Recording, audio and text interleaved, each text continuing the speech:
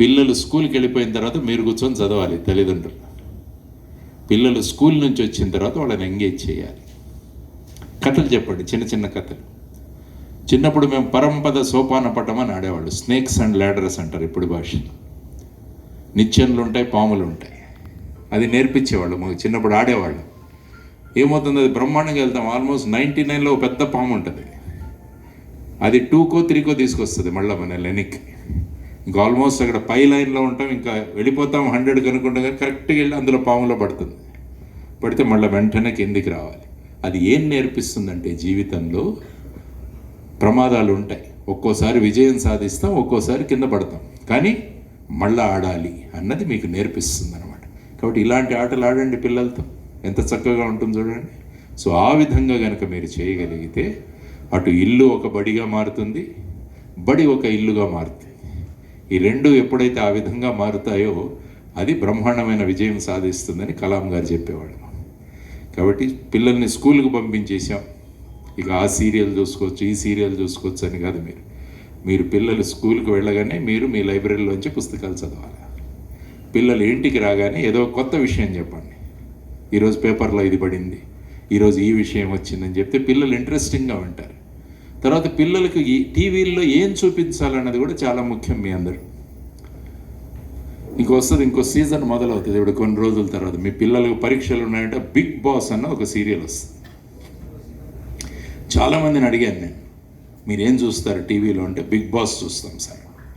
నేనేమన్నా సుభాష్ చంద్రబోస్ని చూపిస్తారేమో బిగ్ బాస్లో, రాణి రుద్రమను చూపిస్తారేమో. వీళ్ళందరికీ బిగ్ బాస్లు కదా. అది చూస్తే ఇలాంటి హాల్ ఒక 2 పెద్ద హాల్స్ ఉంటాయి, అందులో 15 మంది ఉంటారు. విచిత్రమైన డ్రెస్సుల్లో ఉంటారు, పొద్దున్నే బ్రష్ చేస్తుంటారు వాళ్ళు. ఆ తర్వాత కిచెన్కి వెళ్ళి కూరగాయలు తరుకుతూ ఉంటారు. ఇటువంటి వాటిలను 2.5 గంటలు మన వాళ్ళు ఐ థింక్ వీక్లీ 4 సార్లు. పూర్ణచంద్రరావు గారు వారానికి పెడదాం అనుకుంటుంటే ఆ బిగ్ బాస్ ఇంకా 2.5-3 గంటలు, మీరైనా 2.5 గంటలు అంటున్నారు. వాళ్ళు 3 గంటలు చూపిస్తారు. ఏం చూపిస్తారంటే ఈ చెత్త. ఇది మనం పిల్లలతో పాటు కూర్చొని చూస్తున్నాం. ఆలోచించండి, మీరు దీని నుంచి ఏమైనా నేర్చుకుంటున్నారా పిల్లలు? ఎందుకంటే మీ పక్కింటి వాళ్ళు అడుగుతారు, బిగ్ బాస్ చూసావా అంటే చూశాను, ఎవరు ఎలిమినేట్ అవుతారు, ఇవే మన మధ్య డిస్కషన్. కాబట్టి ఇవి వదిలేయండి. మన పిల్లల భవిష్యత్తు బాగుండాలంటే మీరు కూడా దాంట్లో సహభాగం అవ్వాలి.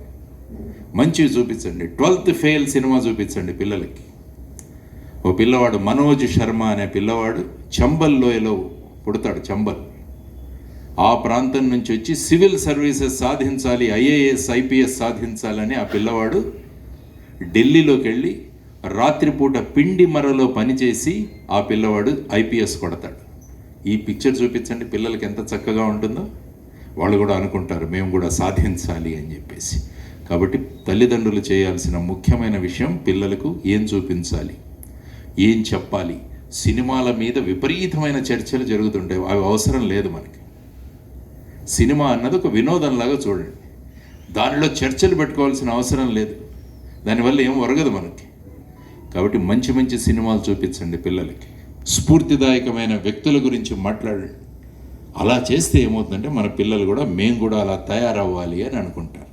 కాబట్టి ఆ విధమైన బాధ్యత, అందుకనే చెప్పాను 17 సంవత్సరాలు వచ్చే వరకు తల్లిదండ్రుల బాధ్యత చాలా ముఖ్యమైనది. 17 సంవత్సరాల తర్వాత పిల్లలు ఎక్కడో ఒక చోట ఈ వీటిలలో వెళ్ళిపోతారు. అప్పుడు వాళ్ళ భవిష్యత్తు చక్కగా సెట్ అవుతుంది.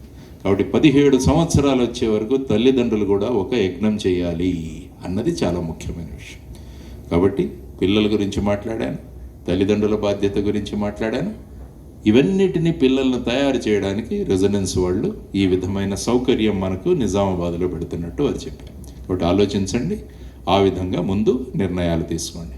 కాబట్టి పిల్లలు చేయాల్సిన 5 పనులు: 21 100 to 1, Z to A, సుడుకో, puzzle. 3 లక్ష్యాలు. అమ్మా నాన్నలు గర్వపడేలాగా, మన స్కూల్కే మనం ముఖ్య అతిథిగా వెళ్ళేలాగా, మన సంతకాన్ని ఆటోగ్రాఫ్గా మార్చేటట్టు.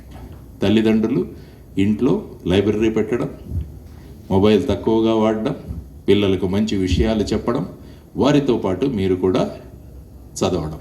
ఇవి గనక చేయగలిగితే బ్రహ్మాండమైన విజయాలు మనం అందరం కలిసి సాధిద్దామని చెప్పడానికి ఈరోజు రావడం జరిగింది. So all the best to all of you. జై హింద్, భారత్ మాతా కీ జై.